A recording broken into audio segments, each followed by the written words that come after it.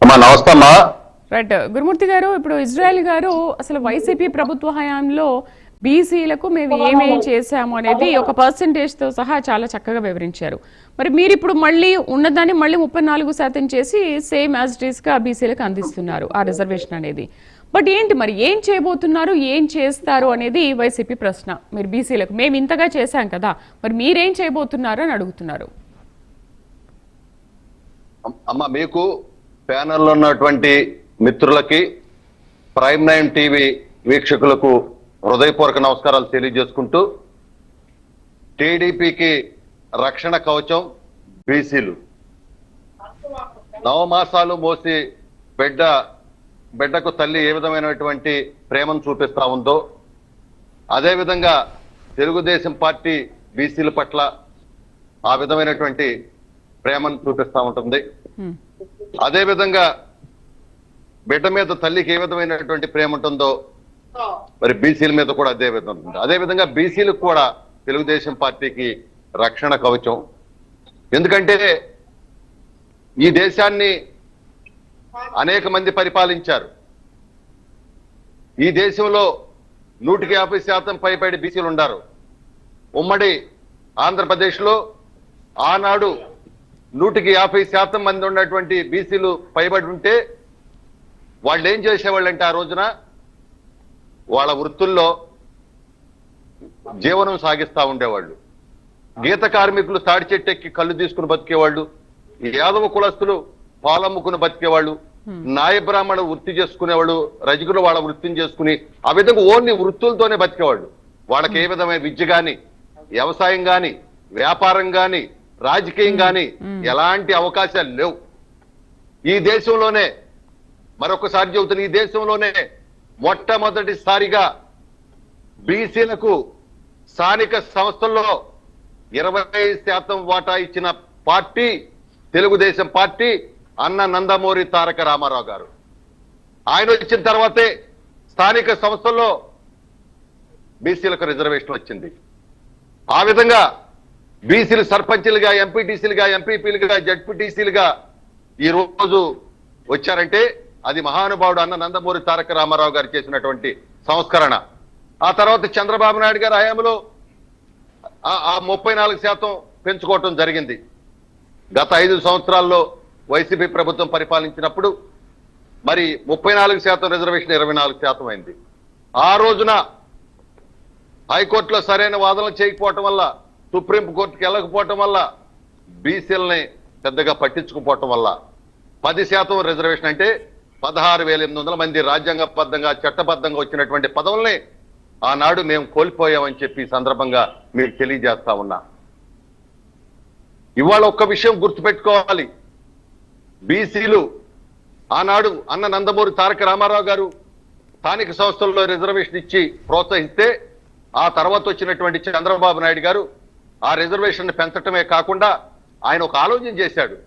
ఈ బీసీలందరూ బాగుపడాలంటే విద్య కావాలి, విద్య ద్వారానే సమాజం మారిద్ది, బీసీలు మారుతారు అని చెప్పి మొట్టమొదటిసారిగా కిలోమీటర్ ఒక ఎలిమెంటరీ పాఠశాల, 3 కిలోమీటర్ యూపీ పాఠశాల, 5 కిలోమీటర్ల జిల్లా పరిషత్ స్కూలు, ఒక నియోజకవర్గంలో ఒక ఐటీ డివిజన్ స్థాయిలో ఒక ఇంజనీరింగ్ కాలేజ్, ఒక పాలిటెక్నికల్ కాలేజ్, జిల్లా స్థాయిలో ఒక మెడికల్ కాలేజ్, మారుమూల గ్రామీణ ప్రాంతాల అంగన్వాడీ వ్యవస్థను తీసుకొచ్చి బడుగు బలహీన వర్గాల బిడ్డల విద్య పట్ల పౌష్టికాహారం ఇచ్చి బలం చక్కగా మరి పుష్టిగా ఉండాలని చెప్పి ఆ వ్యవస్థను తీసుకొచ్చారు.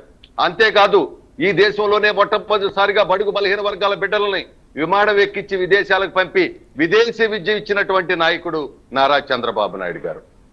ఆ విధంగా బీసీల విద్య తీసుకెళ్లటం వల్ల ఎంతో మంది బిడ్డలు ఈ రోజున విదేశాల్లో స్థిరపడ్డారంటే చంద్రబాబు నాయుడు గారు చేసిన సంస్కరణ. మరొక విషయం, ముఖ్యంగా బీసీలంటే కుల వృత్తులు. మొదటి నుండి కూడా కుల వృత్తులను ప్రోత్సహించింది చంద్రబాబు నాయుడు గారు. ఆదరణ 1, ఆదరణ 2, ఈ రోజు ఆదరణ 3 తీసుకురాబోతున్నాం. 1000 కోట్ల రూపాయలతో ఈ రోజు మారుతున్న కాలానికి అనుగుణంగా వృత్తుల్లో కూడా మార్పులు వచ్చింది. ఆ మార్పులకు అనుగుణంగా ఆధునిక పరికరాలు ఇవ్వాలని చెప్పి ఈ రోజున, ఎందుకంటే గతంలోనే 2 సార్లు ఆదరణ పథకాన్ని చేసాం మేము. చాలా మంది మాట్లాడొచ్చు, ఇంకా ఇంత అభివృద్ధి చెందుతుంది కదా, ఎందుకు వృత్తులు ప్రోత్సహించాలని. ఖచ్చితంగా మరి వృత్తులు లేకపోతే ఎలా కుదరదు కదా, జీవనం కుదరదు కదా. కొంతమందికి ఆ వృత్తులు లేకపోతే కష్టం. కాబట్టి ఆ వృత్తుల్ని మర్చిపోకుండా ఈ రోజు చంద్రబాబు నాయుడు గారు ఆదరణ తీసుకొచ్చి 3 సార్లుగా ఆయన మాత్రమే చేశారు, ఎవరో కూడా చేయలేదనే సంగతి కూడా నేను మీ ద్వారా గుర్తు చేస్తా ఉన్నా. ఓకే, వృత్తుల పరంగా మీరు వృత్తుల పరంగా వాళ్ళని ప్రోత్సహిస్తున్నారు. ఓకే, బట్ వాళ్ళు ఏంటంటే జగన్ ప్రభుత్వ హయాంలో అసలు బీసీలకు ఏం చేశారు అనేది ప్రజల్లోకి చాలా బలంగా తీసుకెళ్తామని అంటున్నారు. మేము బీసీలకు ఇచ్చినంత ప్రాధాన్యత ఇంకెవరు ఏ ప్రభుత్వం కూడా ఇవ్వలేదని అంటున్నారు. బట్ రాజకీయ ప్రాధాన్యత ఏ విధంగా కల్పిస్తున్నారు వాళ్ళకి? లేదు వాళ్ళని ఒక వెనుకబడిన తరగతులకు చెందిన వారిగానే గుర్తిస్తారా, లేదు వాళ్ళని కూడా ఈ రాజకీయ ప్రాధాన్యత కల్పించి రాజకీయాల్లో ఒక ప్రముఖ పాత్ర పోషించేలాగా ఏమైనా కృషి చేస్తారా? చూడండి, నిన్నే 2 ఎమ్మెల్సీలు ఖాళీ అయితే రాయలసీమకు చెందినటువంటి ఒక ఒడ్డెర బిడ్డ మహిళ ఎమ్మెల్సీగా మేము 2 ఒకటి ఇచ్చాం. ఇంకొకటి ఎస్సీ మరి దళిత వర్గానికి చెందినటువంటి పార్టీకి నియమ నిబంధనతో ఉన్నటువంటి వర్ల రామయ్య గారికి ఎస్సీ వర్గానికి ఇంకొక ఎమ్మెల్సీ ఇచ్చాం. అంటే మా నిబద్ధత 2 ఉంటే ఒక ఎస్సీ ఒక బీసీకి ఇచ్చాం. అది మా నిబద్ధత. అంతేకాదు ఇంకో విషయం కూడా మీకు గుర్తు చేయాలి. మేము ఈ రోజున మాకు ఇవాళ పార్టీ అధ్యక్షుడిగా పల్లా శ్రీనివాసరావు గారు ఉన్నారు, రాష్ట్ర అధ్యక్షుడిగా. అదేవిధంగా స్పీకర్ గా అయ్యన పాత్రుడు గారు ఉన్నారు. ఇది కాకుండా 8 మంత్రులు కీలకమైనటువంటి మంత్రులు బీసీ మంత్రులు ఈ రోజున కేబినెట్ లో ఉన్న విషయాన్ని కూడా మీకు గుర్తు చేస్తా ఉన్నా. ఇవాళ అంతేకాదు, ఇవాళ చూడండి కేంద్రంలో ఏ రోజునైనా సరే ఎప్పుడైనా సరే ఆ రోజు ఎర్రవనాయుడు గారు, ఈ రోజున మరి వారి కుమారుడైనటువంటి రామ్మోహన్ నాయుడు గారు కేంద్ర మంత్రిగా మా తరపున ఎప్పుడు కూడా ఉండేవాళ్ళు. అంతేకాదు ఒక దళిత బిడ్డని జిఎంసీ బాలయోగ్ గారిని స్పీకర్ గా పంపినటువంటి చరిత్ర కూడా తెలుగుదేశం పార్టీది అనే విషయాన్ని కూడా మేము మీ ద్వారా ఈ రాష్ట్ర ప్రజలకు తెలియజేస్తా ఉన్నా. ఇవాళ గత 5 సంవత్సరాల్లో నేను అడుగుతా ఉన్నా, 30 పథకాలు బీసీ పథకాలను రద్దు చేశారు, 1,00,000 కోట్ల నిధులను దారి మళ్ళిచ్చారు. ఇవాళ మేము చెబుతున్నాం మేము ఇచ్చినటువంటి పథకాలు ఏదైతే సూపర్ 6 ఉంటాయో వాటితో పాటుగా ఇవాళ ఆదరణ పథకాన్ని చేయబోతా ఉన్నాం.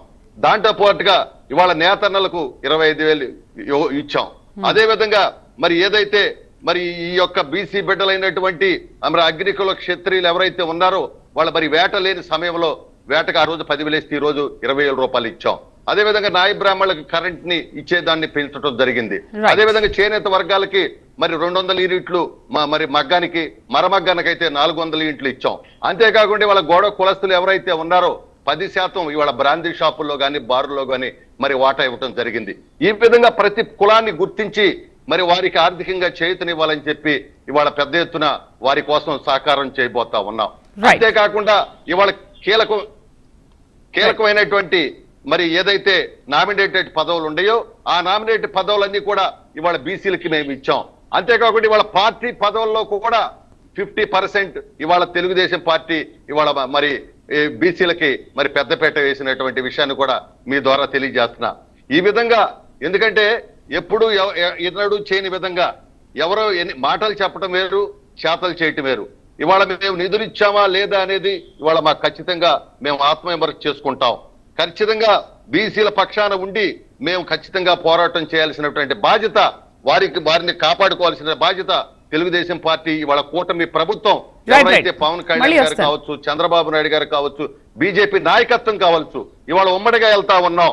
ఈ ఉమ్మడిగా వెళ్ళేటువంటి సందర్భంలో బీసీ నాయకత్వాన్ని చాలా పెద్ద ఎత్తున మరి పెంచుకోబోతున్నాం అనే విషయాన్ని కూడా తెలియజేస్తా ఉన్నాం. నేను మరొకసారి కొన్ని విషయాలు మరి గత 5 సంవత్సరాల్లో బీసీల మీద ఏ విధంగా దాడులు జరిగినాయో చూసాం. తోట చంద్రయ్యని, ఏ పాపం ఎరగని తోట చంద్రయ్యని కోడిని కోసినట్టు కోశారు. ఎందుకంటే జగన్మోహన్ రెడ్డి గారు అనమంటే జై చంద్రబాబు గారు అన్నందుకు నడి రోడ్డు మీద కోశారు. ఒక బిడ్డ మాట్లాడేది. రైట్, ఆంజనేయ రెడ్డి గారు నమస్తే అండి.